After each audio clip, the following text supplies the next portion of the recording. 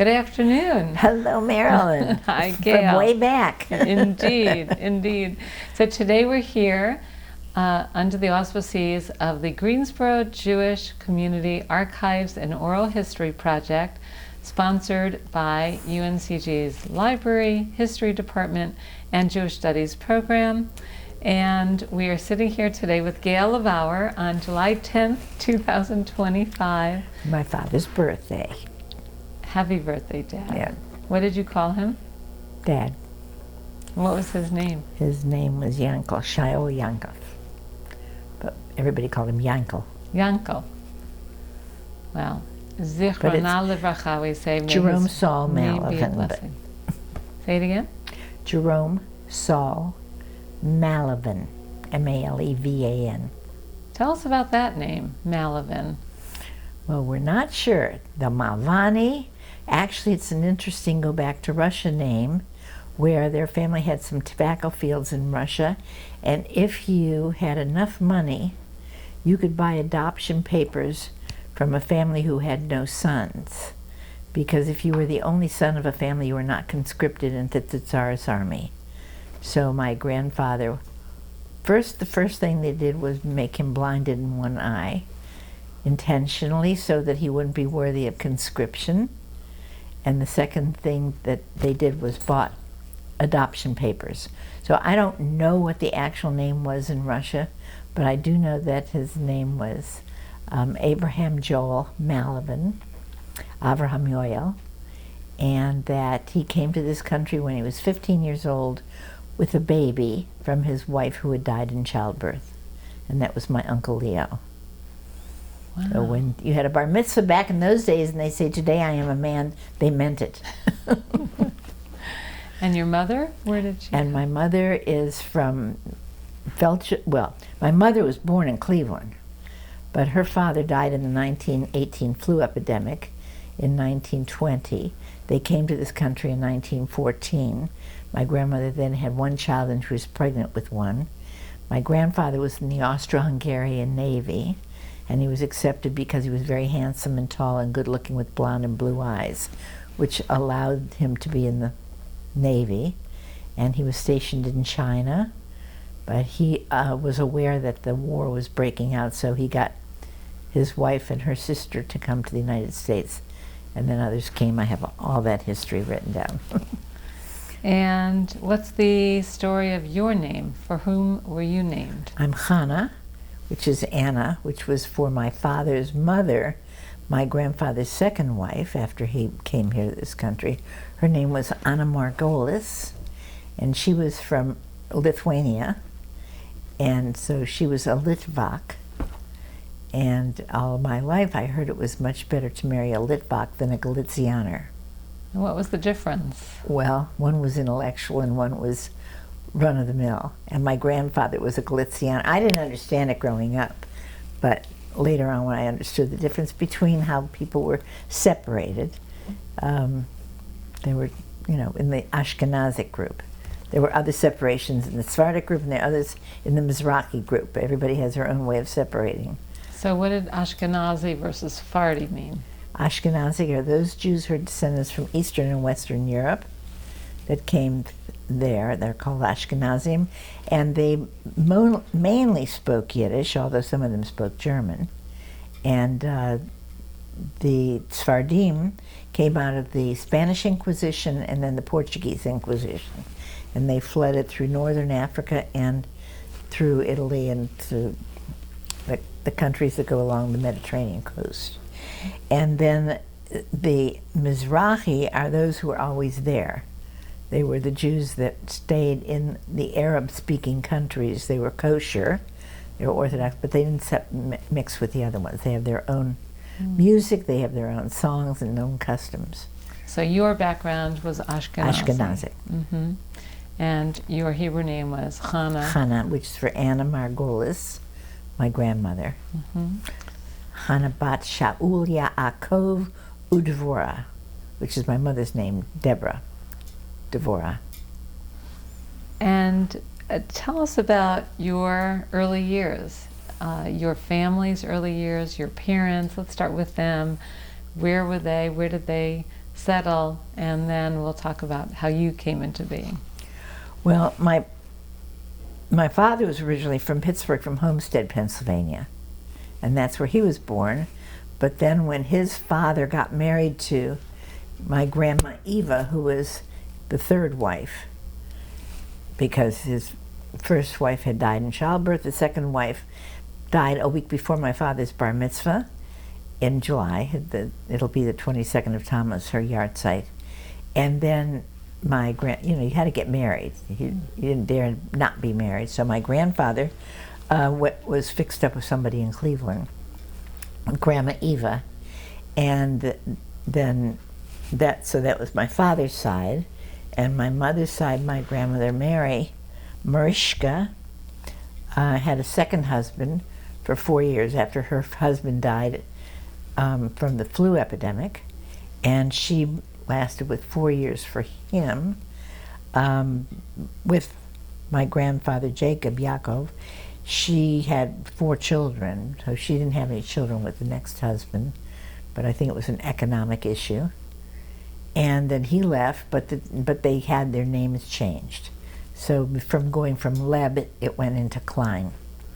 A lot of blended family. A lot of blended, honey. It's called survival skills. We ain't here for this long without a lot of survival skills. 3,337 years this past Shavuot since receiving the 10 Commandments. They've all tried to get rid of us. They just can't do it. And speaking of that, so your family story, bring us back to Cleveland now. So in Cleveland, my mother's family, the brothers, were in the war. Which war? Which war is the war? World War II. World War II. Mm-hmm. And my father had kidney stones, so he was exempted from going to the service. I was born in 1942. And they lived together as best they could. They had apartments together, and they separated. And they lived in Cleveland, Ohio, in Cleveland Heights. Earlier, they lived down in the city and moved up, and I have this whole background stuff from my uncles of where they lived and what they did and how they lost money and how their mother didn't know anything about money and all this stuff. But it was called survival skills, and it's an amazing thing to just read how they really made it. So how did they make it? What did they do? Barely. They eked out. One had a liquor store, one built what they learned in the old country as tinsmith and everything, then developed into a car manufacturing company and a liquor store. And they just, they were fabulous. But my uncle, the oldest one, Uncle Zoltan, became a pediatrician. My Uncle Gene was the head of the Sealy mattress companies in Cleveland. The 2 women could not go to college in those days. Women didn't do that. And there wasn't any money or anybody to support them. But my mother and my aunt were extraordinarily bright, and they did very well. And did they work? No, they couldn't work. It wasn't nice. They stayed home with the kids and raised the family. Because it reflected poorly on, well, my aunt, actually, June, my mother's youngest sister, she did work for the mayor, and but there were some issues. I'm not sure why she got her job working for the mayor, but she was adorable. She was blonde, blue-eyed, and she was considered very popular, or as my grandmother would call it, poplar. And it was very important, my grandmother, because my grandmother said she was the most popular girl in her village. So she always wanted to know whenever I went to a dance if I were poplar. So being popular was a very important thing. And Aunt June was very popular. I think my mother was very jealous because Aunt June was blonde and blue-eyed, and that was considered high level at the time. And my mother had dark hair and dark eyes. So. And tell us about your siblings. My siblings? Mm-hmm. My siblings are adorable. I'm the oldest, so I got to boss them around and tell them what to do. My next sister, Nancy, is 4 years younger than I am. And, I was torturous to her at times. I made her hang up her stocking for Christmas. I told her that, listen, we live in an apartment. I said, listen, you can hear Santa up on the roof. Let's go do it. Mom and Dad won't care. They won't know because we're going to do it now at night and they're sleeping. And we did, and then I filled it with onion and coal. and woke her up early in the morning and say, let's go and see what Santa did. And they were filled with onion oil. That's what happens to Jewish girls when they hang their stockings. So I tortured her a little bit, but we love each other. She's adorable. She's the one who's Geraldo Rivera's mother-in-law. So her daughter is married to Geraldo Rivera, the news reporter. Erica, right. Erica Levy. And they've done great together, and everybody wanted to see their house. They had lived in Manhattan, and they moved to Cleveland, to Shaker Heights, and everybody would stop by their house because they could see a Trump-Biden sticker, or they could see how did this mixed marriage work. So they covered the bases of all the... Anyway, they were very popular. My youngest little sister was born 12 years younger than I, and I would love to rush home from school before I went and took the bus to Sunday school, to Hebrew school, so that I could smell the desert ointment on my fingers and change her diaper so that I could be down there. I mean, I loved And her name? Barbara. Bracha Leah. Nancy's Bena Freya. She's named for Banish, and for Frederick, two grandfathers. Well, everybody's named for somebody. And that's something that's done in Jewish tradition. That's tradition to honor your ancestors. And Ashkenazi name for someone who is deceased? Oh, it has to be deceased because the belief is God forbid, like when my father found out that Jean's brother had died and was named Sidney Jr., I would say, I told you, because the belief is that the Machamavas, which is the angel of death, will call the name, but it might get the wrong name. If there's two with the same name, the younger might die. So when he heard that Sidney Jr. died, he was sure, see, I told you, don't you ever do that. So those were the Ashkenazic rules. I don't know that Sephardim had the same rules. And what was it like growing up in Cleveland for you in terms of the general community, the Jewish community? We didn't know any other community other than the Jewish community. I mean, we knew it in our neighborhood because the Catholic kids went to Catholic school. We went to public school. There were a few minorities, we call them minorities, in our class. The Protestants were basically invisible, and it taught me a lot later on about how a minority sees the majority, where they think about them all the time, and how a majority doesn't even consider the minority. Like, I never had any consideration about what happened to the 4 or 5 kids left in our classes in public school when we were all for Yontif, for the holidays. It never occurred to me, well, what do they do, or how do they get their new clothes? We knew when we got our new clothes. We knew when we got our presents. We knew when we got all of the things based on our rituals. But we didn't have a clue, and we weren't interested, which taught me that the majority is always ignorant of the minority, and the minority is always thinking about the majority. But that's what I learned later on when I went to college, because that was a switch for me. But we had a lot of Catholic kids on our street, and I would have long discussions and arguments with them because the boys taught me that if you think about sex, you are going to hell.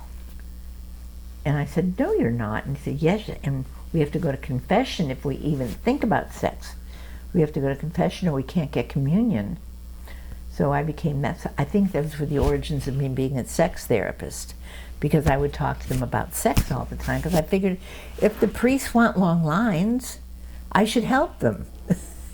So the boys would call their mothers in, and I would say to them, look, it's what you think about. God gave you a brain. He wants you to think about everything. Your body's going to make you think about sex because it's going to change. It's what you do that becomes your sin. And they said, no, they called their mothers in, and the mother said, no, it was wrong. So at that point, I became an honorable mission for the priests, because I figured if they need long lines, I'm going to talk to them about sex. So anyway, that was a little vignette of how I was as a child. And what were Jewish rituals that you were involved in, Jewish life cycle events that you were involved in Cleveland? Totally everything. First of all, we belonged to the temple, which was Tifereth Israel, the temple in Cleveland, was Rabbi Abba Hillel Silver came there in 2007, in 1917, and he was the first American Reform Zionist rabbi. Up to that point, from Reform Judaism was advocacy of American Judaism. The feeling was very strongly that we're now Americans. We don't have to deal with this other stuff because what we need to become is American Jews. And that's been given us the freedom. And he was the strong advocate for no, you can always have your adjective changed. They will change your adjective. No one can change your noun. And that was taught to us from an early age. And he was my hero. He was incredible. And we were all of us, our family, our total family, was very involved with the temple. Now, my mother came and my father from a mixed marriage, in my opinion, only because my great-grandfather, Banish Marilyn, was a founder of the Shomer Shabbos Shul in Cleveland. Explain what Shomer Shomer Shabbos. Shabbos means you observe the Shabbat. Shomer is guardian of Shabbat, is the Sabbath. So every law is followed. And I would love to go to temple with the shul with my grandfather, because I could sit down, as a child. I sat with the men. I loved all of the commotion that was going on. They put snuff up their noses on the high holidays. They wore all these, there was so much commotion there. It was so much fun. Once I was 12, I was driven up to the upstairs and I didn't like going anymore. But before then, it was really fun. Was it an Orthodox synagogue? It was ultra-Orthodox. And the shamash would yell, "Hey, Sedanda, Sharab, the Rebbe speaking." And he'd tell everybody, And I just thought it was all this great noise. It was totally the antithesis of the Reform Temple, which was ritualistic, no bar mitzvahs, minimalistic Hebrew at the time. And then we grew into Hebrew. I was born in 42. By 48, 47, Rabbi Abba Hillel Silver went before the United Nations to argue on behalf of the statehood of Israel. But it was the best of both worlds. We got everything. We got the flavors, we got the intellectual stimulation, and it was great. We didn't have bar mitzvahs or anything at the time. Girls weren't bar mitzvahs. But I didn't feel neglected in any way. You attended religious school. Oh yes, absolutely. I went to Hebrew school, and it was unusual in those times for Reformed children to study Hebrew. We went twice a week to Hebrew. We had pre-confirmation, confirmation when we were in the 8th and 9th grade. Then we had high school, and high school was very stimulating.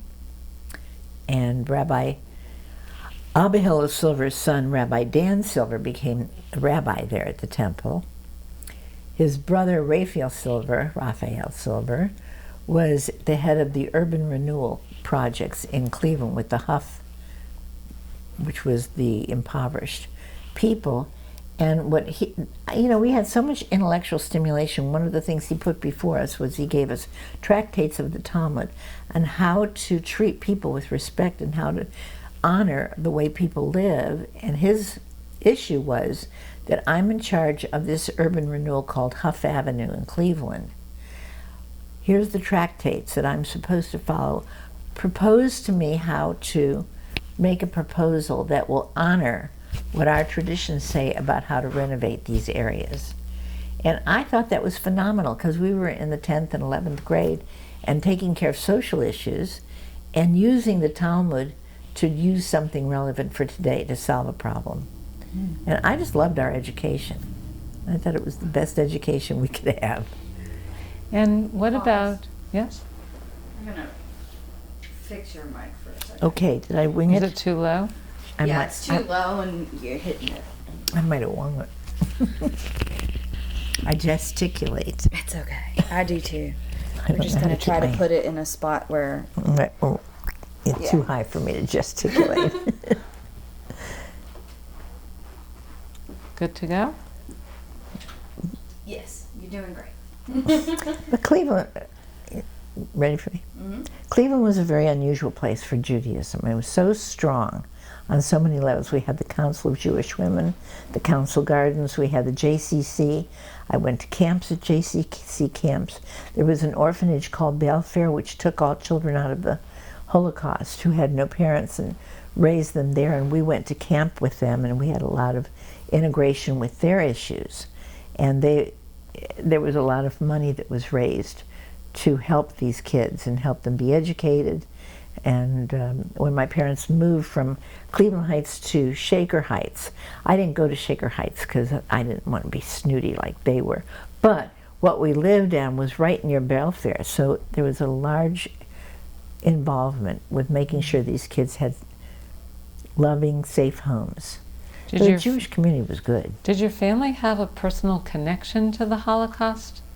Were there any members of the family? Not in mine. In my sister Barb's, her parents were absolute survivors, and they're very... Her in-laws? Her in-laws, and they're very involved with the Cincinnati. She's right now head of JNF in Cincinnati. She was on the board of the Federation in Cincinnati. They're very involved with the Holocaust Museum, and they have annual productions there, weekly productions there. Her mother-in-law died a week before her 109th birthday.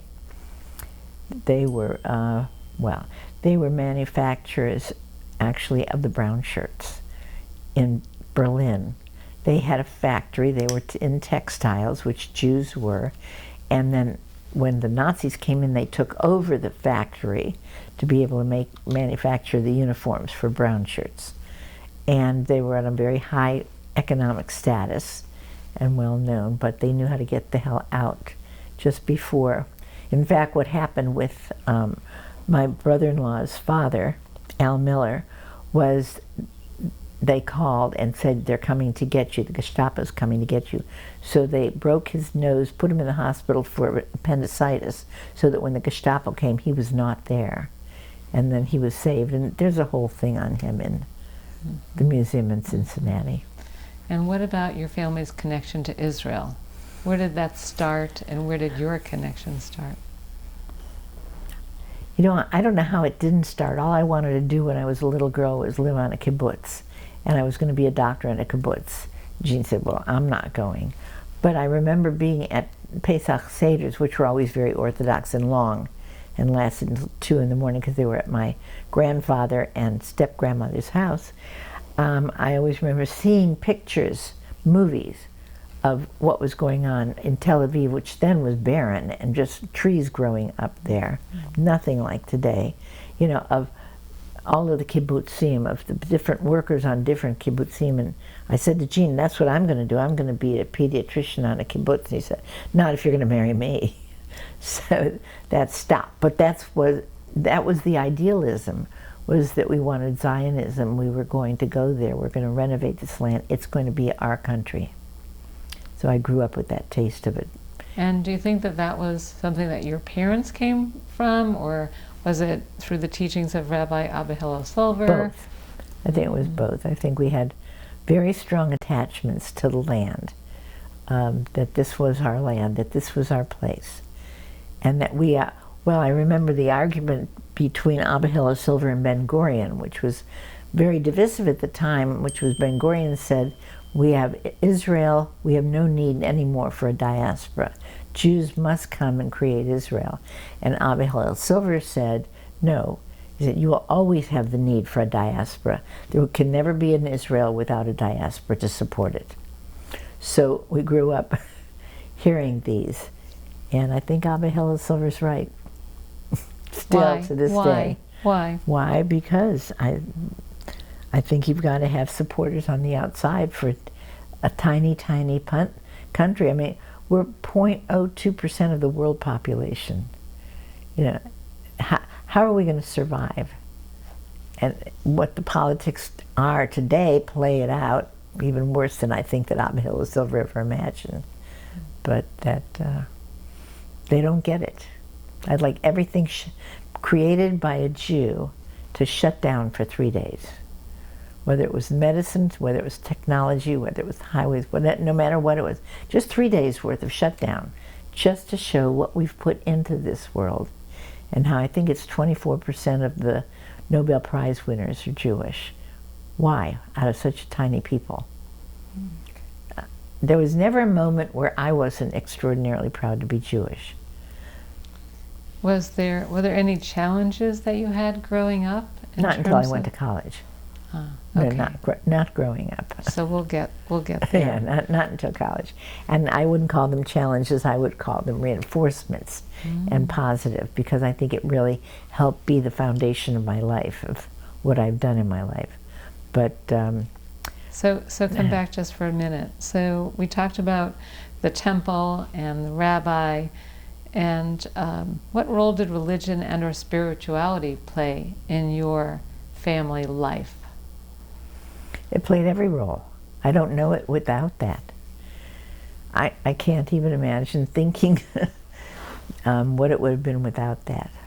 I mean, my mother was very involved in the Council of Jewish Women, but she was also involved in politics and the League of Women Voters and taking care of immigrants. And she would bring people into the house. My father wasn't always happy with them that she brought into the house, but she was always taking care of people and always looking for ways to make a difference in their lives.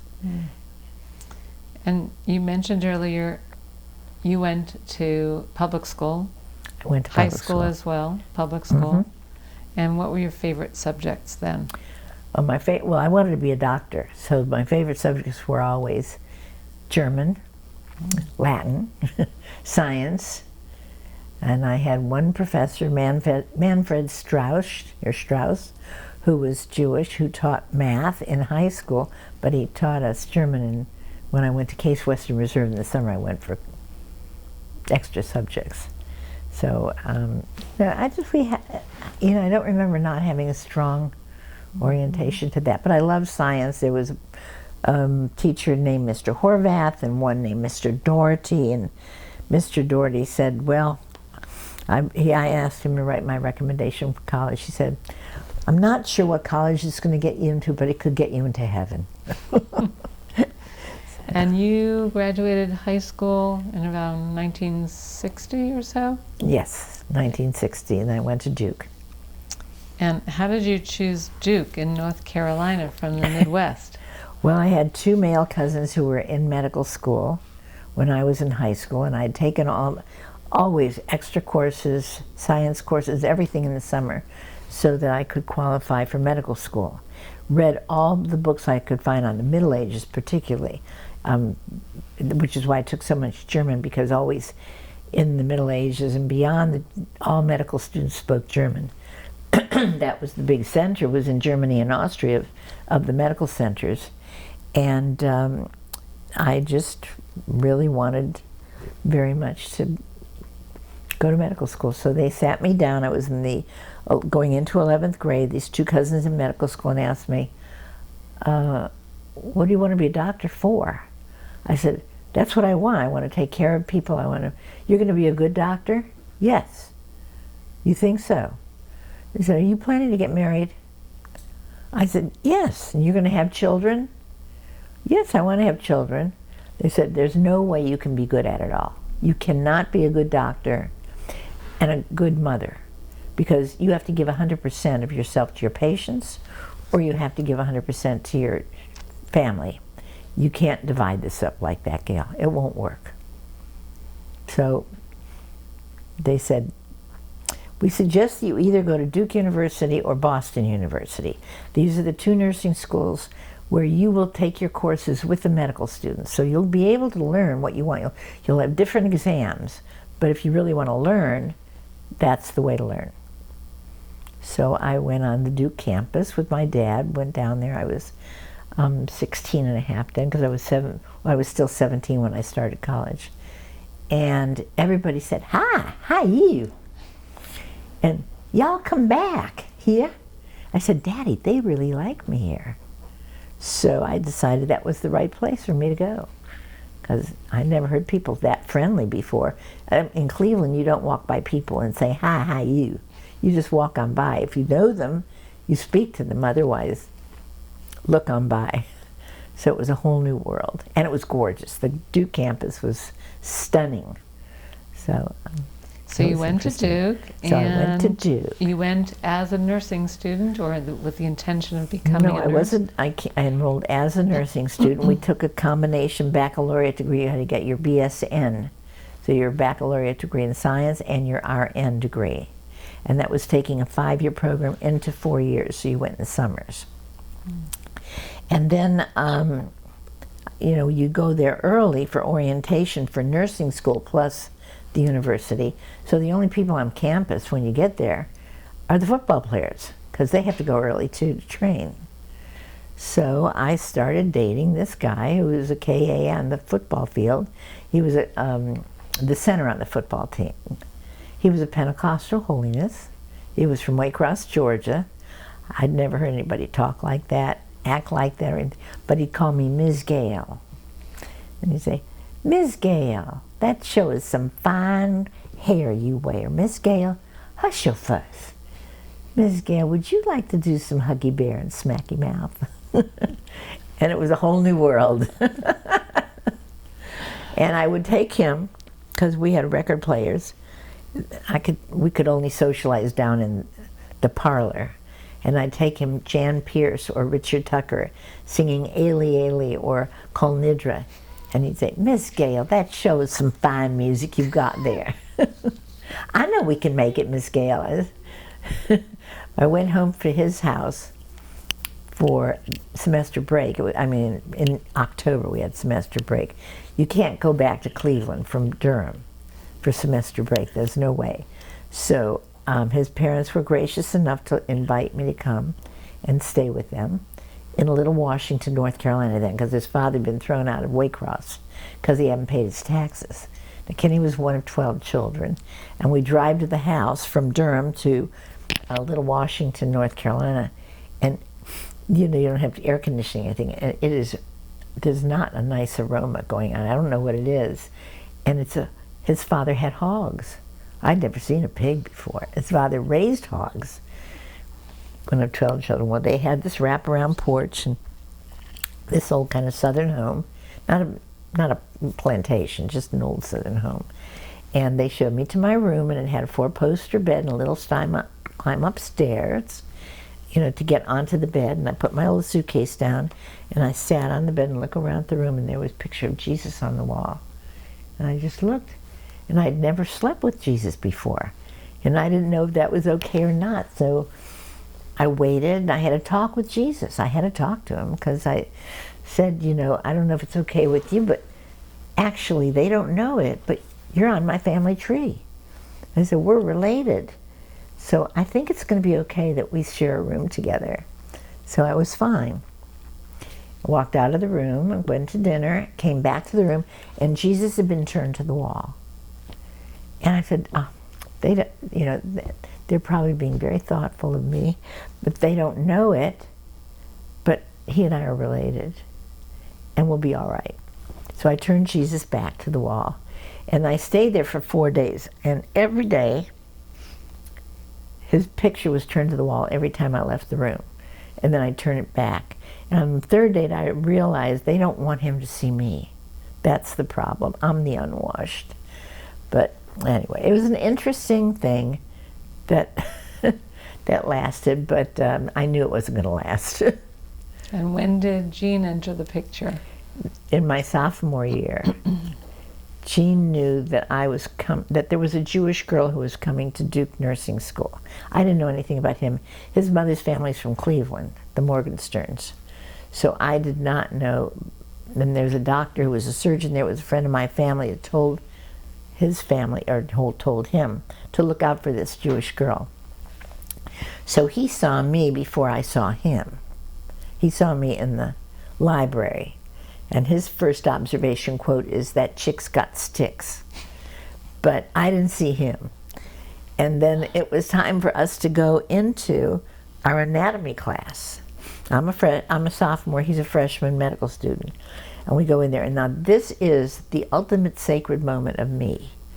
For me, because all the books I've read about when you meet the being that is no more, but yet was, and then now has given life, so that others can have life and benefit others, is a very sacred, holy moment.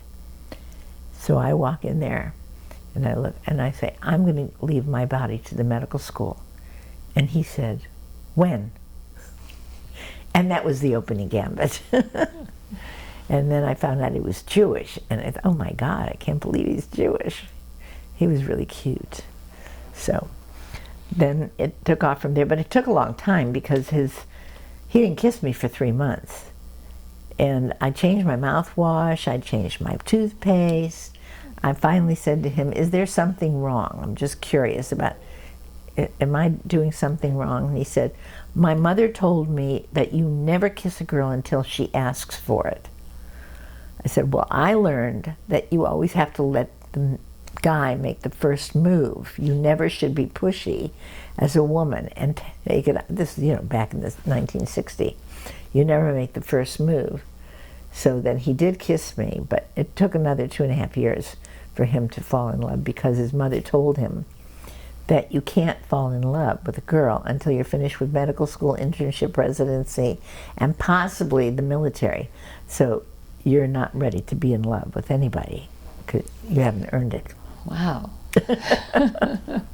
So let's return to your time on campus. That was great. Yeah. So what was it like then in the early 1960s on a college campus for you as a Jewish woman? Well, I was the only Jewish girl in my nursing school class. At Duke, you had 2 campuses. You had West Campus, which had the hospital, the chapel, and the guys' fraternities, and the nursing school so that we could get to the hospital. On the East Campus was all the women's housing, and it was a mile between the campuses. So, I found out there aren't any Jews out here at all. I did wear a Star of David all the time, and I was asked at the fraternity, are you lavaliered to a sheriff? Because a lavalier was what you got as a necklace, which was the fraternity necklace, the Greek letters. So they thought maybe I was lavaliered to a sheriff. No, I don't think so. It's a Jewish star. So I was beginning to become aware of the fact that I'm in a serious minority here. And my roommate, her name was Meta Otilda Berichter. Her father was Nazi. I said, how the hell did they put us together? And she was like 6'2", I was 5'2". We were the antithesis of one another. She went to bed very early. I'd go to bed late. According to her, I made too much noise. I mean, it couldn't have been a worse match. I don't know how the university selected this combination of putting us together. But it was not easy. And and I dated Kenny, and that was fun, the KA, and I'd call over at the KA house where nobody was allowed to be, hadn't be a Christian. And if you wanted to be a social member of the KAs, you had to say at least one of your parents wasn't Jewish. So I'd call over there for Kenny, and they'd tell me he's out getting circumcised. So it was a whole experience. It was, for growing up in an all-Jewish community, this was a new world for me. But it was an advantage because what I found myself was able to explain to people who I was and what I was. I'd had an extraordinary education up to that point. I really had. I was very grateful for all of it. We had to take 6 hours of religion for our baccalaureate requirements. 3 hours was Old Testament, which for me was a piece of cake because we'd already learned about the JPED code and everything for the kids that were, Baptist, Pentecostal, Holiness evangelists. They never heard anything like this, and everything was just weird to them that there were different writers, that God didn't just come down and write the whole Bible, and everything was different for them, and for me it was just totally comfortable. But then I had to take 3 hours of New Testament. So I took the life and works of Paul because it was the only one that I could fit into the time and not have to spend more time in summer school. The prerequisite for that class was the book of Acts by chapter and verse. Well, I'd never read the New Testament, let alone Paul, let alone that. And for the first 3 weeks, 2 weeks, I'm going, what in the hell did you do to my religion, Paul? What in the world? I mean, how did you take original sin out of what went on with Adam and Eve? Where did you get that concept from? Or, going to hell, or what Eve did to Adam. I said, that is, excuse my French, bullshit. So anyway, I wrote my papers always half in Hebrew and half in English on what the interpretations were. And I did get an A+. I still have my paper from my final exam from the professor. But it was a whole new, interesting experience. And what I have to say is it probably laid the best foundation that I could have had for what my life became. Because it still is, when I'm here, able to take a New Testament course, or take, and sit in there and just say what was really happening on the week of the Paschal Lamb, or what was happening, for the Holy Week. Why was Jesus going, and why did he go up to the temple? I said, well, actually, he went south. He wasn't going up, he was going down, but he was spiritually going up because the temple was a loftier. And people are interested here. Mm-hmm. And it's an interesting conversation that we get to have. Just to return for a minute to campus life, segregation, integration, there were no black people. No black people? There were no blacks. Everything, and I worked in the hospital, was colored and white. So, black people, were on the back of a bus. They could not try on clothes at a store. They had to buy them. They were not allowed to be at the drug counters, when I first started there. Mm-hmm. Segregation began in '63. Yvonne Johnson's husband, Walter Johnson, Yvonne was our former councilwoman and mayor pro tem, her husband, I remember clearly the day he walked on that campus. And he looked like a Greek god. And I told her, children, your father, when he walked on the campus, he carried himself so beautifully. And there was one medical student who came, Del Merriweather, who walked on that campus, both of them in '63. And the sit-ins had just occurred here. And it was an amazing time. It was just an amazing time to be there. And then in 1963, Dr. Eugene Stead, who was the head of the hospital and chairman of the Board of Medicine at Duke University, an extraordinary man, announced to us that we were now going to integrate this hospital. We would no more have color and white. We will have patients in the rooms where they need to be, on whatever floor they need to be, and we're going to remove that. And people were up in a storm and said, people will get up here and leave. They're not going to stay in this hospital. He said, if they get up and leave, then they're not sick enough to be here. They don't need to be here. And that was a very critical, it didn't happen overnight. There were many more years of issues of who could sleep where and who could do what. But that was such a pivotal moment to be there. Was this a real contrast to your growing up years in Cleveland? It was, as far as a legal racial thing. How I grew up in Cleveland was the suburbs. You had downtown city, which had the impoverished area, the Huff area, the one where we were given that tractate of the Talmud of how to treat people as you're going to try to restore urban renewal. But it was not done. There were Polish neighborhoods, Slav neighborhoods, Italian neighborhoods. People moved into ethnic neighborhoods where they lived, and the Hungarians always lived together because nobody else spoke Hungarian. So, my grandparents lived, my grandmother did, in the Hungarian neighborhood.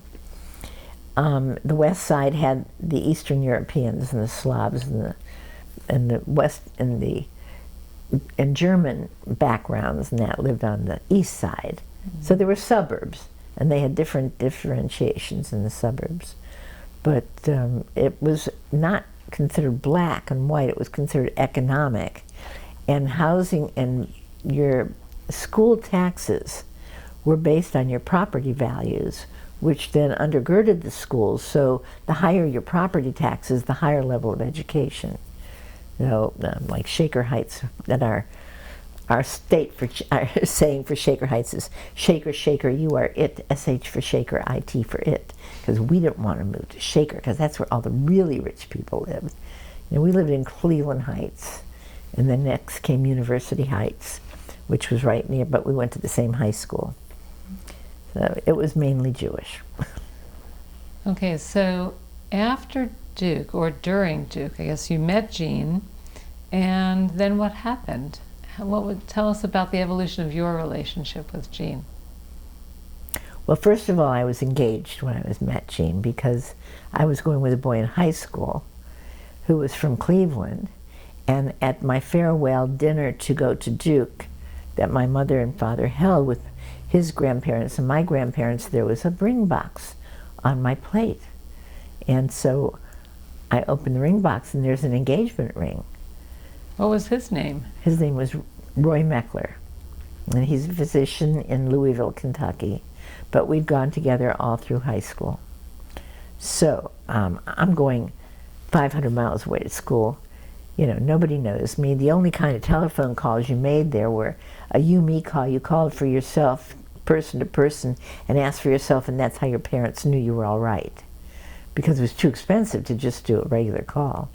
So if you called collect, person to person, they could say that she's not here, she's not available, and then they'd know that I was okay.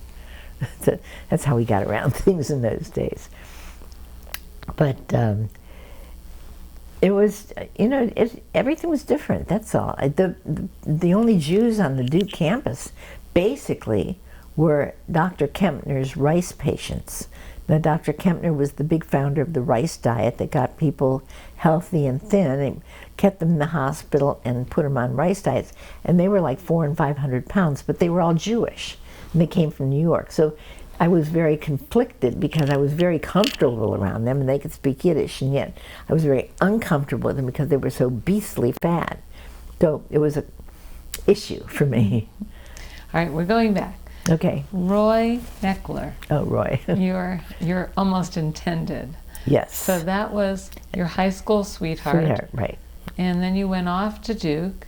400, yes, I went 500 miles away to school, where I knew that I could have an independent life, and he wouldn't be able to watch over me, nor could my father. So I was having freedom from the males. So you were engaged, but you weren't engaged? Well, what was I going to do? There was a ring box on my plate, and his grandparents are there, his parents are there, my grandparents and my aunts and uncles, and there's a ring. What am I going to say? I don't want it? Or I can't take it? Or I can't do that? I'm going 400, 500 miles away to school. So what do you do with it? You put it in your drawer. I mean, I'm not going to wear it, and yet I can't, in those days, give it back and say, hell no, and all these people are around to celebrate our engagement. So I wasn't very honest. So how many years into college did that last until? The engagement? Until I had a car accident when I was a junior in college. What happened? Well, I worked what was called service time in psychiatry, because I was a psychiatric nurse, because I decided that I didn't like to be a regular nurse, because you couldn't really do anything that you wanted to do, only what doctors told you could do. But I realized that in psychiatry nobody knew what they were doing. So I was a much freer agent, and I liked the psychiatry part.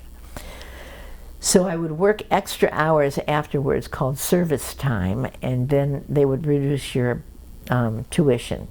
Plus I was funded by the National Institute of Mental Health to get my psychiatric nursing degree, because it was a new field.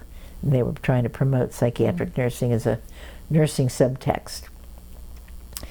So I worked the service time, and when we had to be in our dorms by 12 o'clock. But you get off the floor at 11:30 at the end of the shift after you've had report. So I have a half an hour to go get something to eat and then get home. And it was pouring rain, and I had my new contact lenses on. They were those great big things that people used to wear. And I'm driving, and two cars are coming right at me, or one car, I guess, with the headlights shining, and I swerved to not hit the car, and I hit two trees. And I dislocated my right hip. I got a big lashed through my teeth, went through my upper lip. Two boys stopped me because we didn't have cell phones then. We didn't have no ambulances then, no nothing. And they said, "You're hurt." And I said, "No, I'm okay. I'm going to go to I'm going to take the car." They said, "First of all, you can't drive this car. It just hit two trees. And we're going to take you to the emergency room because that's where you have to go." I said, "No, I have to go to the dorm." I said, "No, we're taking you to the emergency room." I said, "Okay, please call the dorm and let them know so that they don't think that I've not done what I'm supposed to do." And then called Gail LeBauer. He's a medical student, and I don't want to be in an emergency room and nobody knows I'm there. And they were very good. I don't even know who they are, but they did both those things. And Jean came to the radiology department where they now put me to x-ray my hip. And my hip was dislocated. I was very lucky. They reduced it in less than a half an hour from the accident, which is usually, there's a very limited circulation to your hip. And when you dislocate it, you've cut off the circulation. So luckily that got better.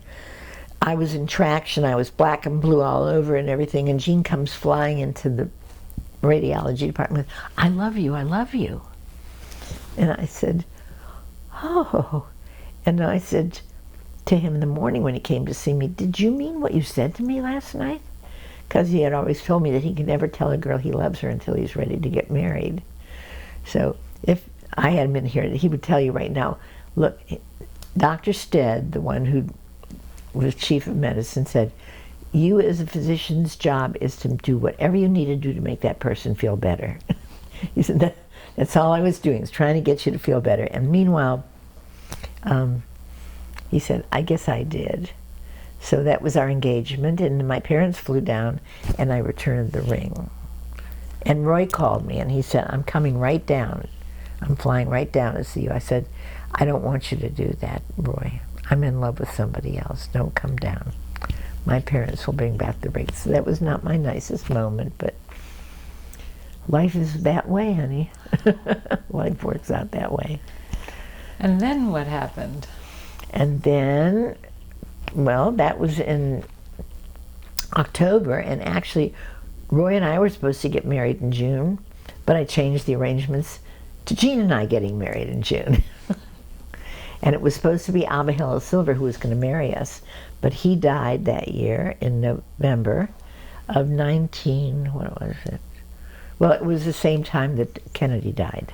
It was within the week of Kennedy dying. 64, maybe. 64. No, it was it was 63, because we got married in 64. So both of them died in 63 within a week of each other.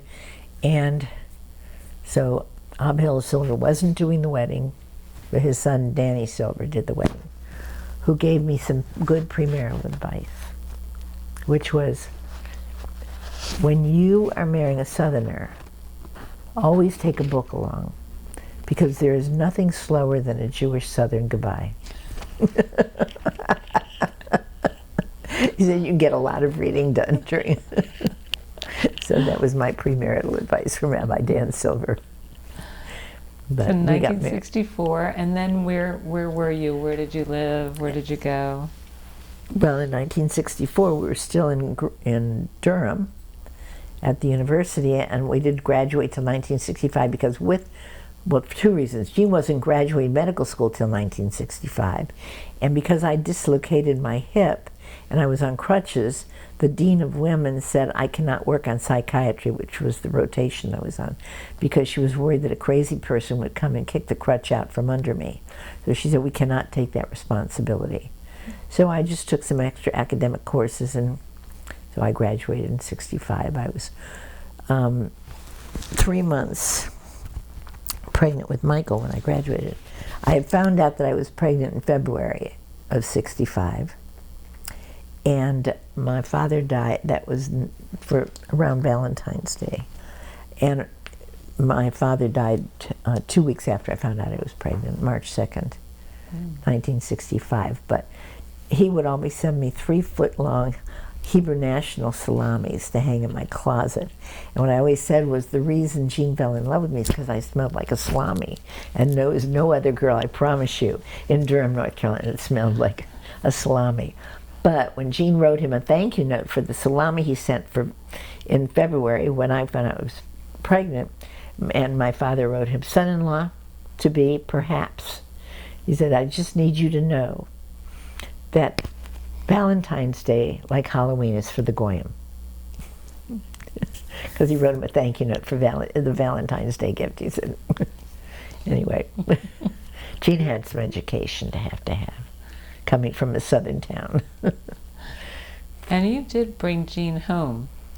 Oh yeah, that was an experience in itself. Well, first of all, this is not probably very nice, but when I first dated Jean, Jean told his brother that he was dating this girl from Cleveland, and Joe LeBauer was at Metropolitan General Hospital doing his training. So when you go home from college, you got a ride because you put your name at the post office. Girls couldn't have cars. Only the upper class guys could have cars. And so you put your name in. If somebody needed, or had an empty seat in something, you contributed to the gas and you got a ride home.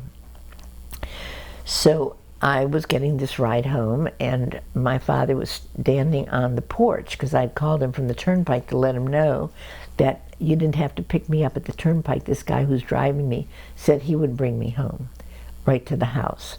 And my father's standing there, his hand on the hip like that, looking at me, and instead of a hug and a kiss and I'm so glad you're here, he looks at me, and this isn't very nice, but he said, a Schwarze called you. And I said, Daddy, I go to an all-white school. I don't know any Schwarzes. He said, well, he knew you. I said, well, did he tell you his name? Do you know him? So he takes out a piece of paper in his pocket. He said, yeah, his name is Joe LeBauer. I said, Daddy, that's not a Schwarze. That's the brother of the guy I just started dating, and he's Jewish. He said, Gail, he was not Jewish. My father never heard anybody with a southern accent before who was Jewish. So I said, no, he's Jewish. But then my father wasn't too sure. So the first time we came home to our house, the rule at our house is on Friday night, which is what we were driving home for Shabbat, the guest of honor, the guest, always says the bracha over the motzi, over the bread. So we practiced all the way home, because Jean had never done this before. And practicing and practicing, and he knows that he has to pass the test. So when we get to the table and it's time for him to do it, I'll say what he said. Baruch atoi Adonai, Eloheinu melech olam, hamotzi lekamini horwitz. And my father looked at me and said, I told you he wasn't Jewish. So, but it ended up all fine. My father adored him, thought he was great. It was... There was some story about you going home to Jean's house also. Oh, well, the first time I ever went to their house that I was invited was for Erev Yom Kippur. I was at Duke, and his parents were nice enough to say that I could come, go to the services with them in Erev Yom Kippur. So now we're at their house for dinner, and the table is spread like I've never seen a table spread. Where I was from, you had a fork and knife and a spoon and a plate and a glass and whatever you need. Now here, they had a finger bowl, they had all these knives and forks and different size forks and everything going on here. Looked very beautiful, something very glamorous. And then, a little bit of whatever the appetizer was, I don't remember. But the main dish comes out with this huge silver platter and stuff all around it. And it's some kind of meat I'd never seen before, and it had pineapple on it, had cloves on it, cherries on it, I don't know what it was. But his father started to carve it, and it was really pink. I'd never seen meat like pink like that. This is Erev Yom Kippur. And I whispered to Jean, what is that? He said, it's my mother's holiday ham. And I said, what? And he said, yes, it's very beautiful. She works very hard. So I cut it in tiny little pieces. Didn't know what to do with it, and I slipped it under the mashed potatoes, the sweet potato casserole, and tried to, look discreet. So that was my introduction to Erev Yom Kippur, where we always had boiled chicken. So you and Jean eventually graduated, left Durham, and went Right. where? The first place we went was to Columbus, Ohio. We looked around for where he wanted to go, and Dr. Warren, Jim Warren, was the chief of medicine at Ohio State. So that's where my in-laws wanted us to go someplace else, but I said, no, we're going to go away. We need to go far away from here and explore who we are as a couple. So we went to Ohio State, and we had our 2 children born there. We were there for 3 years. And there was a Dr. Jim Warren there, who was the chief of medicine, who had trained under Dr. Stead, who was the chief at Duke. And it worked out. And from there? And from there, we went to, now my father passed away right after my son was born, so that was hard too. And we moved from there to Denver, Colorado, and we loved it. We had a great time. My mother gave us some money for us to go learn how to ski. And actually she'd given to us while we were still in Columbus, Ohio, because she said, with 2 children, you need to go away for a little bit, the 2 of you, because Jean was always on call. In fact, when I got pregnant with my second son, she said to me, you told me he was never home. I said, well, I guess he came home once. But anyway, we went to learn to ski in Pennsylvania. She gave us $400 or $500. And then we moved to Denver, and it was fabulous. That's where Gene went because he needed specialization training to get into the Berry Plan, because now we had the Vietnam War going on. And to be able to not have to go directly to Vietnam, you had to be needed in the United States. We really tried to go to Germany and give them a 3rd year, but they didn't need his specialization in Germany. So we went to Dallas, Texas after that. And then that was basic training in Wichita Falls, Texas, after we finished Ohio State, and after we finished Denver. So the Ohio State, Denver, then we went to Wichita Falls for basic training where his cousins lived, and then we went to San Antonio to Wilford Hall. And that was great, and I was working, and I had a great career there. You were working as a psychiatric nurse? Psychiatric nurse. And Yeah. was the plan always to return to Greensboro? No, it was never to return to Greensboro. She promised me we didn't have to live in Greensboro. I said, coming to the South was just a cross-cultural experience for me. It wasn't a permanent decision, and nothing I had ever intended. No, our plan was to go back to Denver, where he had a job already offer and a contract. But then Joe had come to Greensboro because his father had let him know that, Gene's older brother died just before graduating medical school, that if his brother had been alive, he'd be in practice with his father. So Joe better come back and practice. Joe wanted to go into academic medicine at Georgetown University. So he was back, so then he said we needed to come back, and he told Gene that he would pay his way. We could pause for just a minute, just to give you a chance to have a little drink. You guys, okay? I have drinks out there for you all. Yeah, we're here. You got them? Mm-hmm. Okay, we'll deposit it refreshes. Mm-hmm. Thank you. Yeah, I'm not used to talking so much. Yep. Absolutely, sweetheart. Let me show you where. Well, you're clipped. Don't move, just point. Yeah, just point. I can find. Left turn. Left. Left turn and then right into the bedroom and then. Left, right, and then And you'll find it. Maybe I should go make a pee that refreshes. Uh-oh, who's here? you. Yep. Thank you so much. Perfect timing. Uh-huh. Okay, I'll go too, just for fun. Go ahead. Am I going off too long on something? No, you're great. You're great. You're great.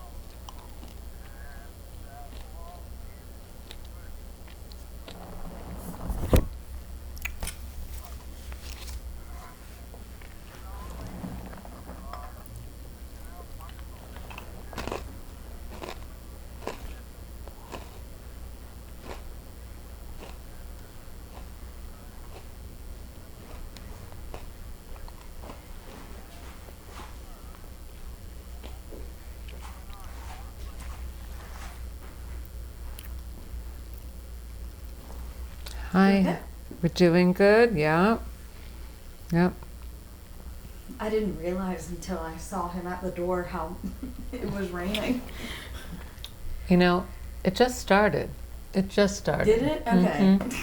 Did you notice the yellow finches behind Gail? Yes, I did. I'm having nauseous, so help yourself. My grandmother is a big bird watcher.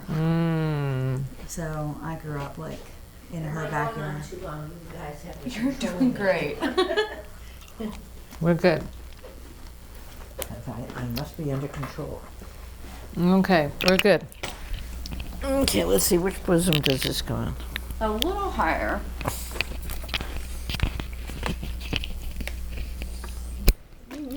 Let's do my right hand.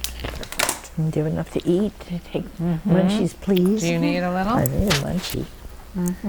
A munchie. These are good. What are they? They are. They're These are peanut butter filled pretzels, right? they're sort of but they're what's that donut? What's that stuff called? Oh my God! Look at the brain. That's beautiful. We were just talking about.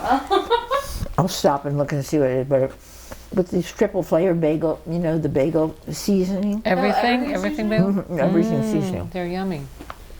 Gail, you had a couple of finches, Oh, yellow how cool. finches that were right above you. That was just amazing. I love the birds around here. That bright yellow one. They were gorgeous. It popped up yesterday. So. All right, from here, I'm going to start asking you, after San Antonio, we're getting to Greensboro, I think, right? Okay. Okay. I am good to go. Okay, give Gail a minute to finish chewing.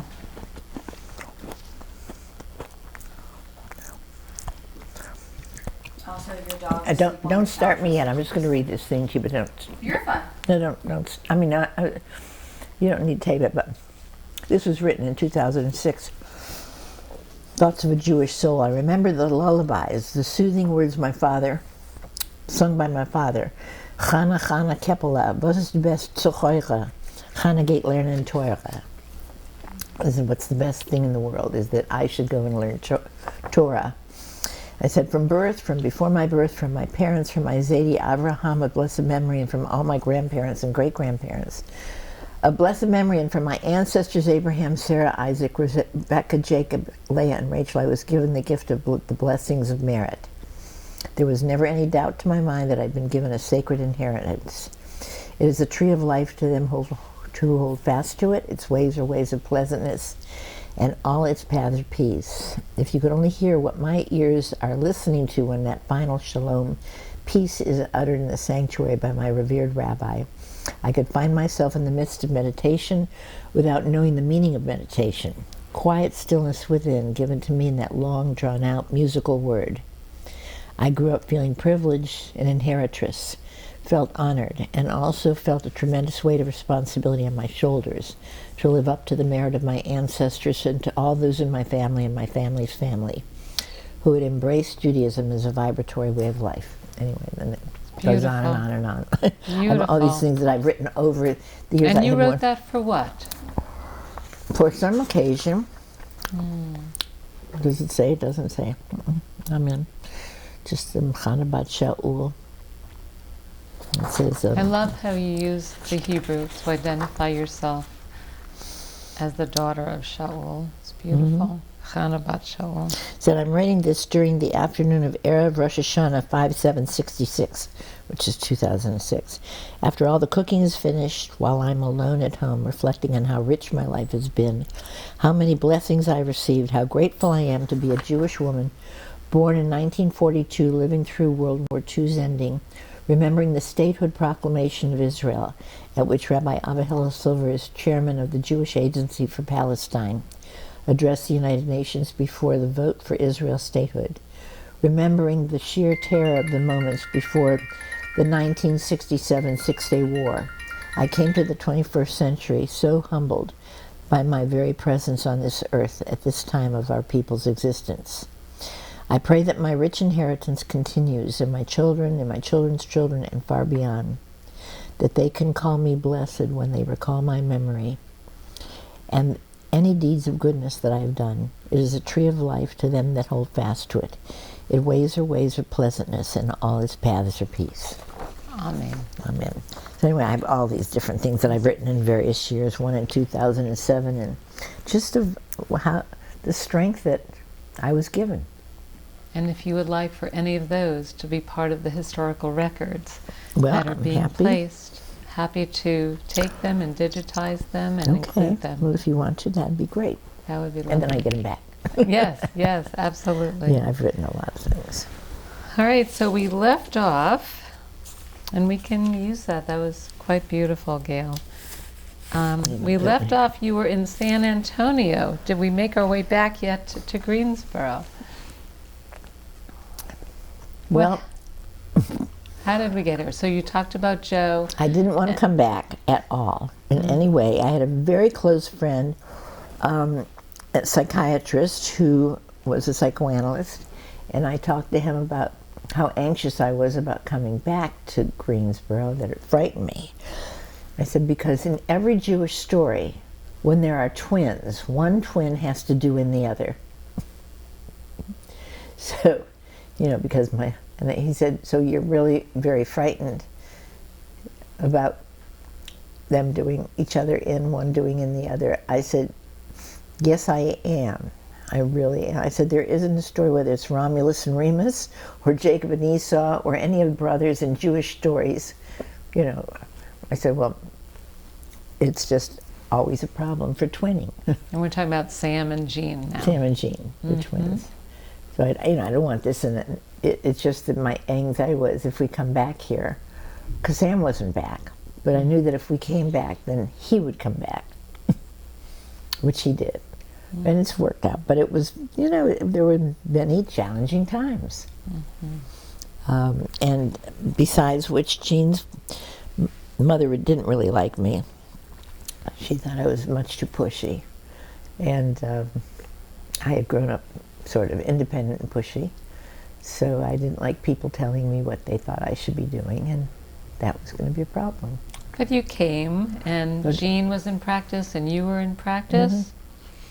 You're right. We made our own way. And we came back earlier than Sam didn't get back for another year and a half, 2 years. So we had already started, young leadership had just started, and that was very powerful in Greensboro. That was through the Jewish Federation. From the Federation.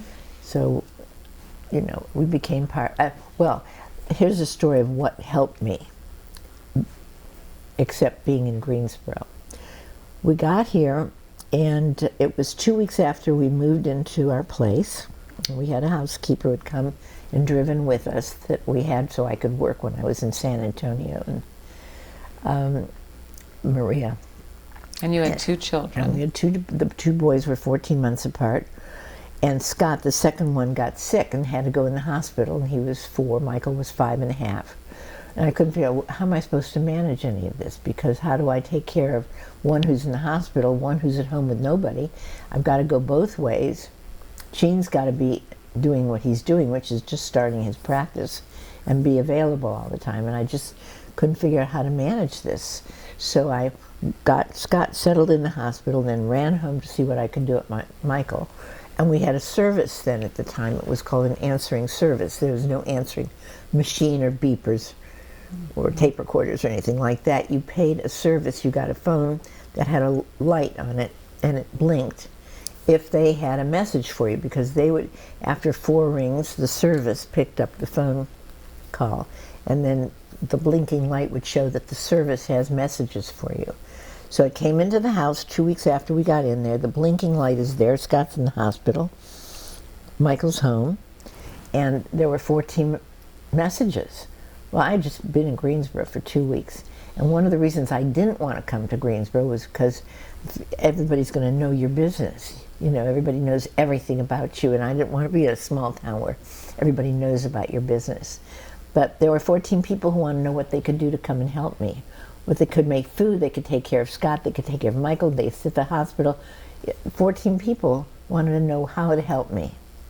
So then that was the moment that I said, well, if you don't do bad business, maybe it's not so bad if everybody knows your business, as long as it's not bad business. And it really was just one of those moments where I really changed my mind. And you became very active professionally as well as in the volunteer In capacity. the volunteer capacity, yeah. Can you talk about some of those experiences? I know there's many, many of them. And I know that, I don't want to speak for you, but you were involved with school and nonprofits. Right, well, when I became, first, I was the president of the United Arts Council. And that was like in 78, so we moved here, I think it was about 77, 78. I was in a lot of different positions. The President's Arts Council had its own interesting tests for me. And I was on the board of the Mental Health Association. I was a member of the Guilford Board of Visitors. And then I was president of the Greensboro Day School Parent Council. Then I turned into being the chairman of the board of the Greensboro Day School. I was chairman of the governance committee of the Community Foundation of Greater Greensboro. I was a board member of the Community Foundation of Greater Greensboro. I was then the chair of the North Carolina School of the Arts Foundation Board. Then I was co-chair of the Greensboro Interfaith Missions to Israel and co-led the 1994 and 1997 trip that was sponsored by NCCJ, then National Council for Christians and Jews of that time, and the Greensboro Jewish Federation, and that was very fascinating and wonderful and amazing and nerve-wracking at times. And then I was a member of B'nai Shalom Day School Board and an advisor to the head of committee of B'nai Shalom Day School. I was a board member of the Beth David Synagogue. I was a board member of the Greensboro Jewish Federation. I was chair of the Family Life Council Board. I was a board member of a program called A Healthy Start. I was the chair of the Greensboro Jewish Foundation. I was a board member of the Children's Home Society. I was a founding and am a founding member of Women to Women organization. I was a member of the de Tocqueville Society, which was part of United Way. I was co-chair of the Greensboro Leadership Council of Children's Home Society. I developed that program. I was a board member of the Greensboro Advisory Council to the Greensboro Day School, and I was a member of the Advisory Council of Eastern Music Festival, which we're trying very hard to get back in gear. And then I wrote on that I have conducted many seminars and group classes in Greensboro, including grief counseling, diversity training, sex education for teens and for adults, metaphysical, psychospiritual, and spiritual classes, and various other courses on anti-Semitism, interfaith relations, effective parenting, Judaism and its relation to the world at large. And I've also given many book reviews and have led current event discussions. So I've worked as a psychiatric nurse practitioner in Greensboro since 1978 and was employed in the behavioral medicine department of LeBauer Healthcare of the Moses Cone Hospital System. I've received certification in hypnotherapy, behavior modification, regression therapy, and in couples counseling. So let's stop for a minute. Let's stop there. And just all of these experiences, very varied across the community, from mental health, nonprofit work, Jewish involvement, community-wide involvement. What have you gleaned from these experiences? What's your message to the world about service and involvement in community? I think that's what we were here for. I think that's what we were created for. We were given 2 hands and 2 feet, and if we're lucky enough, we were given gifts, whether it's resources or intellect or just the ability to know that we can build bridges to one another. Unfortunately, the time that we're living in right now is like the antithesis of what I really believe is essential, which is building connection and making connection and seeing that we're really very much the same. Even if we have different races, different blood types, different everything. Whereas my favorite expression from Jean, from the first interfaith mission when we said, how is this going to work? And Jean said, we got on the bus, we saw how different we were, how are we going to make relationships, how's it going to work? He said, when we got off the bus at the end, we found out that we're all protein, carbohydrate, and fat, and only our sauce is different. And that was one of my favorites. Mm-hmm. and that's what we found. We made relationships, we made connections. We found out that we each can have different fears. On the first trip, I found people who had terrible fear of heights and depths. I'd never even thought about that before, of what this was going to expose them to. But just becoming aware of people, and we all have our issues. And you've lived in many different places throughout the United States. You've traveled the world, which we haven't even spoken about. And so what makes Greensboro unique and special? Jewish, community-wide? What is it that sets it apart? I just think that we have made really amazing connections from the Federation, from our institutions, from the Community Foundation, from the United Way. I just think there are different structures in this community that have pulled people together, not pulled them apart. And we learned how to make a better community by doing it. Now, we're not doing as good a job right now, I think, that we've done in the past. I think that we have more divisiveness in racial issues, in trying to make connections. I don't think we're, at this period of time, partly with leadership failings and partly with whatever it is, we're not doing what we have done very well in the past, which is building bridges. And I think we need to figure out ways to reconstruct that. And in transitioning from that to philanthropy and giving, how do you describe your family's philanthropic goals? How do you determine which organizations you support or become involved with? It's usually things that we're involved with, that we've made a commitment to ourselves with time, with attention, and then determining where monies will follow. Taking care of others who don't have as much. Gail, you've had a full career and a full life filled with all kinds of involvement.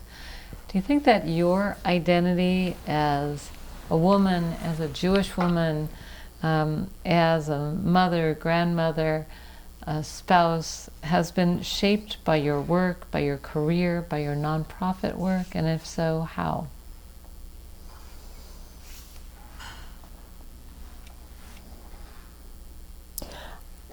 I really have to give credit to Rabbi Abba Hillel Silver, who was a forceful figure in my life of education and values, and then of course my mother, my father, their backgrounds, and the family. I mean, it wasn't that we were flashy rich people in Cleveland or Cleveland Heights or Shaker Heights. It was just that we did. And my mother did things, and she always was helping others. My father was a traveling salesman, but he played the suburban orchestra, and he loved classical music. So we were exposed educationally to many levels. And my mother always would pick up strangers and bring them home. She was always involved in the immigrant then that was coming in after World War II. And having them come to our house, having them come for a meal. And could you share a time in your life when being Jewish was particularly meaningful or particularly challenging? I don't think I've ever felt a time where being Jewish was particularly challenging. I thought it was the most wonderful blessing that I could have received. We have survived for centuries and centuries. We've survived expulsion after expulsion after expulsion. But we're adaptable, we're creative, we're contributory. We don't expect others to take care of us, we expect us to take care of others. I've never seen it that we have our hands out to others, because they're not there anyway to give it. But I've always felt that there's a genetic advantage to having had to survive across boundaries, across borders, across economic ways, of Jews not being allowed to own land. So therefore, what did they do? They went into trading. And how did they trade? They traded with interest. Now, there's bad names for them now because they became bankers. To me, they became survivors. By not being allowed to own land, it means I don't know how to plant flowers very well. I always blame my lack of skills of agriculture, that we weren't allowed to own land. But we learned how to trade. And we learned different languages as a result. And I think that Jews became linguistically skilled to survive, and that's part of survival too. And speaking of Jewish and Judaism and Jews, so the importance of raising your children Jewishly and your grandchildren, can you speak to that? It was never any question in my mind the importance of it. We've taken them to Israel. My mother died, as you know, in Jerusalem. Can you share about that? Would you be willing?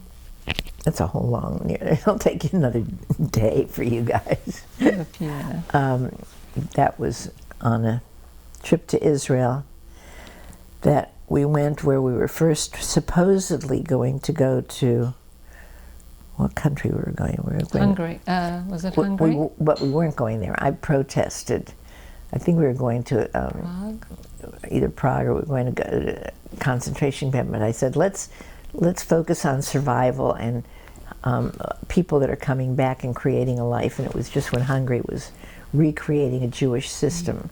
And I think Frank Brenner was the chair of the thing, and I just said, I would really like to go to a place that's surviving and coming to life rather than, and it was bringing in immigrants from the former Soviet Union. That so my sister and I thought, we'll take our mother. I tried to get my other sister too, but she couldn't go, and she didn't want to take money from us to bring her. It ended up a mitzvah because she stayed in the one place where our family was from, which was Cleveland, Ohio. So she was there, and we were in Jerusalem, and it was, well, we'd had a great trip. We went to Hungary first, and we spent 3 days there. We asked them, I remember, I have it all written down. Anyway, I'm trying to remember all the things. We asked them to play a piece called Zigeunerweisen. It was by Sarasate, which was sort of our family's dancing Hungarian Csardas piece, and they told us to come back on Saturday night. They would be able to play it, but they didn't have the right group that night. On Tuesday night, we were leaving on Wednesday morning to fly into Jerusalem, and, well, Tel Aviv, and then on our way to Jerusalem. And we were, where did we stay? We stayed in Haifa, or we stayed somewhere, not in Tel Aviv, but we were around there, forgetting, but we went shopping. There was a cafe. We went off and did shopping. My mother was staying in the place, and she was trying very hard to reach a cousin that she had never met, but she knew that we had family in Jerusalem and in Israel. They were in Haifa, Netanya. That's where they lived, Netanya. Anyway, she was at the telephone on, it was Thursday night. Yeah, it was Thursday night. We were at the hotel. Said, Mom, get to bed. We have to be up on the bus by 7:30 or 6:30 in the morning. You don't have time to, you know. No, she said, I'm just trying to get this cousin. I said, wait until tomorrow. It'll be Friday, and they'll be home for Shabbat, and you'll get them. Don't worry about it now. So anyway, we went to bed. My mother was staying with Ruthie Julian, because we decided my sister and I would sleep together if Ruthie and my mother got along well. So they got along well. They stayed together, and I went down about 6:45 in the morning to go look for my mother and gather her up, because we had to be on the bus by 7:30. And Jerry Shapiro, who was leader of the trip, along with his wife Linda, who led these missions, met me on the stairs, and I said, "There's an ambulance outside there. Did something happen to Ruthie Julian?" Because she was older. He said, "Gail, it's not Ruthie Julian, it's your mother. Your mother's died." And I just was in shock. What the hell do you mean? And so we went up the stairs. My sister Barbara ran up the stairs. I was meeting Jerry at the stairs, and I said, "Barb, Mom just died." So we went up to the room with Joe and Jocelyn's room, and everybody was there, and they had found my mother dead in the middle of the night. And so we then went back down to our room, and at 8 a.m. the door knocked, and it was Uri Miller, who was the head of the Chevra Kadisha, the Burial Society, in Jerusalem. And I went to go shake his hand, and he pushed my hand sort of down, like you can't shake hands with a chassid. But he said, "We don't know who your mother was in her life, but we know by her death about her soul." And he said she was a Lamed Vavnik, which means 36, which means that it's a belief that God will save the world for the sake of the 36 righteous souls that are on the earth. There will never be a destruction of the earth because of these 36 souls. But you can never know who one is. You can't know by their biography, you can't know by their economics. It could be the beggar in the street, and it could be the king. So you must always treat everybody as if they were one of these, because you can't know who one is until they die. And then there were 7 characteristics of the death that was given to a Lamed Bavnik, and she had all 7 characteristics. So, oh my God, you got to be kidding! And it went from there. And you weren't on the trip. No, there was no rabbi on the trip. There was I had no just given birth to You Hallie. had just given birth. You weren't on the trip, so there were no executives. There was anybody else to take over what should go on. We had the Israel agency there, and then we just said, let the Chevra Kadisha be in charge. So she was, we found out that she had died at between 7 and 8 a.m. when Uri Miller came. By 11 we were at the burial. And the burial was in Har HaMenuchot, Givat Shaul, a Jewish cemetery in Jerusalem. Right in Jerusalem. And it was at the time of that burial. Now it's like 4 stories, but at the time it was the first floor, and they arranged it all. And she was on, let's see if I can think of the characteristics. I know I have it all written down, but she was on a pilgrimage to Jerusalem. She had reached the destination of her within 24 hours. She had told everybody the day before it was the happiest day of her life, or the night before, that she died.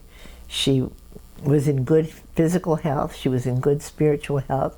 She died on Erev Shabbat, and she died on Rosh Chodesh, which is the festival of the new moon, which is a women's holiday. So those were the 7 characteristics that she had.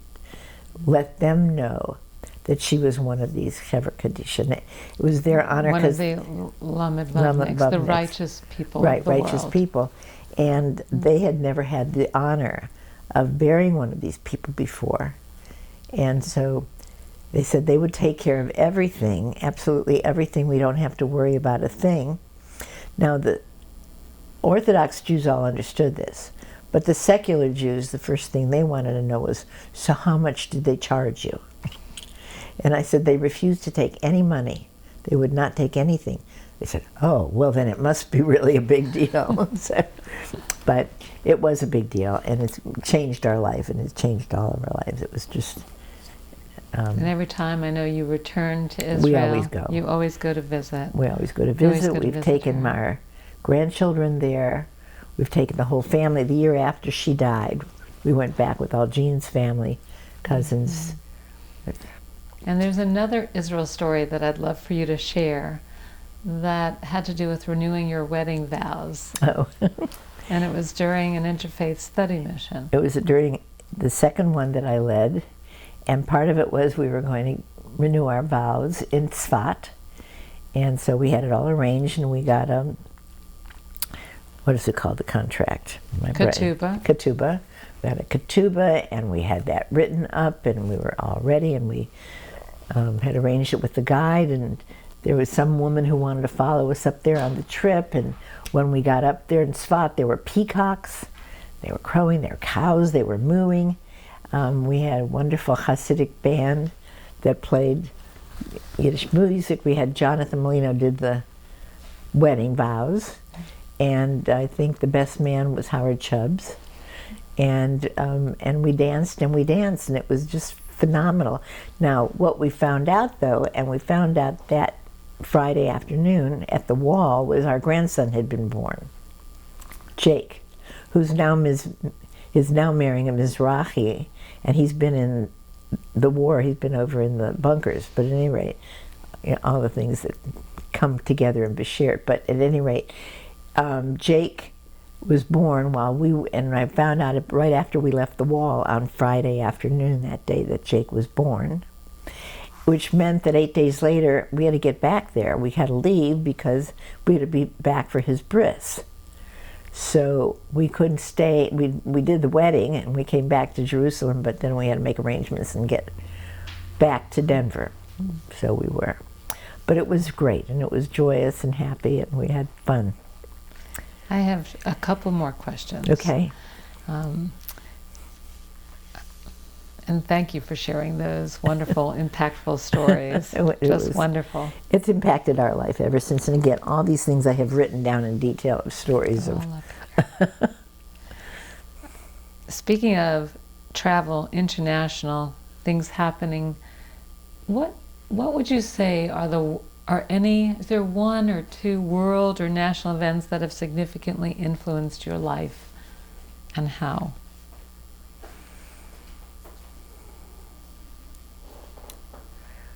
Well, for us, I think our most amazing trip we've had a couple of amazing trips. One would be to Bhutan, which was extraordinary because at that time you couldn't get it. Bhutan's known as having no controversy, no fighting.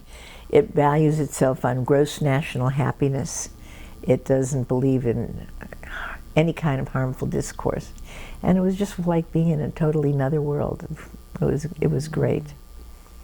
And so we loved that. I went on a trip from the Institute of Noetic Science, which explored different ways of knowing things in medical persuasion. So we went to Nepal, we looked at Tibetan medicine, we looked at, what was it called? The brain is wearing out. It looked at spiritual healings, Chinese medicine, shamanistic medicine, different ways that different cultures deal with disorders of the body. What, honey? Ayurvedic medicine. So that was wonderful, and we've been to Africa, and we went to India, and we went on a boat ride all the way down to Cape Town. So it's all these travels that have really made a difference. Oh, absolutely. In Bali 3 times. What, honey? And the Galapagos, which I adored. I recommend. That's where the animals look at you like you're some kind of stranger. Like, who the hell are you? And they're perfectly, this is their world, and you're just the foreigner in those. And my most favorite moment at the Galapagos, among many, was when one island full of seals, and seals nurse their babies until they're 3 years old, and they're very large. And babies start out small, but this one place we're walking, they never move out of the way. You have to walk around them because they just lie there. So the mother's nursing, the baby's nursing mother, and then the mother looks at us, and then she leans over and she grabs her other teeth, and she starts feeding in. So I said, the description here is, I'm just too exhausted to go out to eat today. I'm dining in. But they always look at you like you're the invader. Who are you? And they're not afraid of you at all, because there's never been any aggression in those islands for the animals. So it's great. We've had great times. We've been very lucky. So at the end of the day, what gives meaning to life? Mm.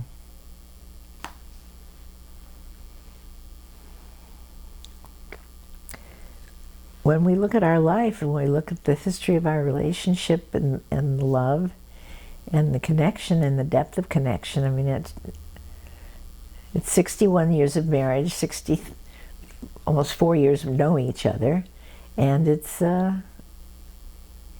total joy. And we're here in this place now. We haven't traveled since we've come here. You know, we went away, and we got here in November of 2019. November 4th was the first spend the night, and then we went to Matthew's wedding in Denver, and then we went to the beach for 2 weeks, and then we went to Austria for our annual trek there for 3 weeks to ski in January, and then we came back and it was COVID. And that, we haven't gone anywhere since. We've just stayed put. So we're lucky because we're rich with memories, and we've had a good life. And Gene spent his life contributing to others and making a difference in people's lives. And I think that's the essence of life, is knowing you've led a meaningful life that made a difference. And we don't have any other formal questions. Is there anything that you would like to add to the interview? I'd like to add that I think the Greensboro Jewish community has been extraordinary. I think it's been a very strong, wonderful community. I've had my differences at times with rabbinic, teachings, but not teachings, but styles. But I think that we have 3 very good, strong institutions of synagogue, temple, and a Chabad life. And then I think that the federation's made a huge impact on bringing people together within the community and even without. And the foundation's been very strong. I think it's been good. I hope we can continue it. Yeah, I don't know what it's like for younger people now. We were very involved all the time. We had all these great parties and festivals and You trips paved together. the way. We had a good time. Mm-hmm. We had a great time. Well, we thank you so much, Well, truly, thank you. for everything, and for your time and your story. No, thank you for your patience, for goodness sake. It's been a joy. It's Thank been you. a real joy. Thank you, thank you. And if you have any historical materials that